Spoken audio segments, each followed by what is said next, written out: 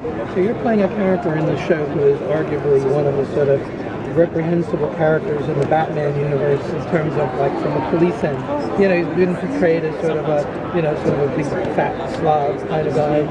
How do you sort of make this guy sort of more empathetic to us and so that we can actually relate to him? I think that's kind of the deal with every character you play. I mean, a great example, and I'm not comparing myself at all, but when I watch Schindler's List and you see kind of introduced to Ralph Fiennes for the first time, and you're like, he's not playing some cardboard cutout Nazi. He's making, you're like, oh wow, because everyone is human, and so you're like, how does he rationalize to himself that what he's doing is right? And there you have to have people be slightly empathetic towards you to make it kind of cloudy and difficult. It's really once you're just a straight up bad guy and there's no redeeming qualities, then it's boring for you, it's boring for people to watch. But I also think even in the comic book universe, Harvey Bullock at times came up and saved the day in a big way. It was just, he was a complicated guy, you know, that was kind of back and forth. Do you feel like you're playing him a little more empathetically this time, or to elicit more empathy? Well, you know, when I read the Gotham Central books, I'm like, whoa, this guy's really an asshole. Yeah. You know, like, you can asterisk it out or whatever you have to do, but he's certainly non-PC, and that's almost to an extent where that's the universe we can't present at 8 o'clock on a Monday night on television. But yeah, so what makes it easy too is that what I do is kind of dictated by the scenes that are coming down the pike that we get, and they kind of tell us which way that scene's supposed to go, if it's, you know, where my relationship with Gordon is at. As you know, Ben and I are super close too, so which makes it really easy to do. It makes it even easier for us to play antagonists, you know. So, but I do think that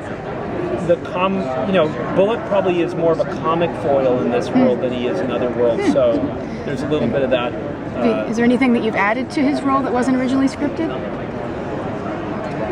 Yeah, some lines and stuff like that here and there, but not a big deal. But I don't even know if it stayed in the pilot. There was some line that he said, "You're ashamed," and I'm like, "I've never been ashamed." And I was like, last time I was ashamed was when I was 12 and my mom caught me. I don't know if it's still in there or something, but I always thought like, oh, that sounds Bullocky to say, you know, like.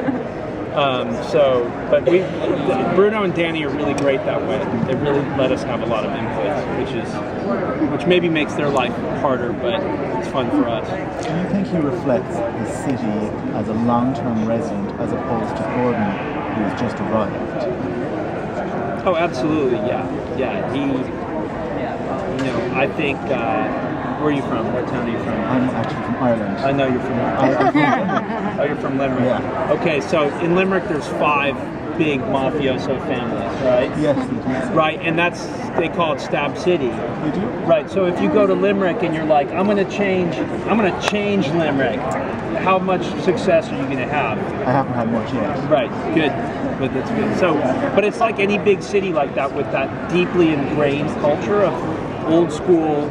Kind of criminal elements and mafioso types, and so he goes. Sometimes you need to work with some of those families to stop someone else who might be dirtier and darker, right? So, like, I think that's Gotham. It's just realpolitik in a way. Like, friends of mine in the military and stuff, it's like, look, a lot of times we've had to back dictators so that we could stop. You know, I don't know. It's the same in politics or life. So, but I do think he's a good embodiment of. The kind of different colors of Gotham. Yeah. Harvey kind of toes the line between being working for the greater good and being self-serving. Does Harvey in this incarnation believe he's acting in the best interest of Gotham? At first, I really think the primary motivation is what's the best interest of Harvey Bullock. You know what I mean? Survival mode. But then I think he's seen a lot of Jim Gordon types come through over the years, watch him crash and burn, and then this guy's just like the alpha version of those guys, the real Jim Gordon. And I think he recognizes that, and I think it reawakens in Bullock this notion that I used to be that kind of guy. And I think it changes Bullock for the better.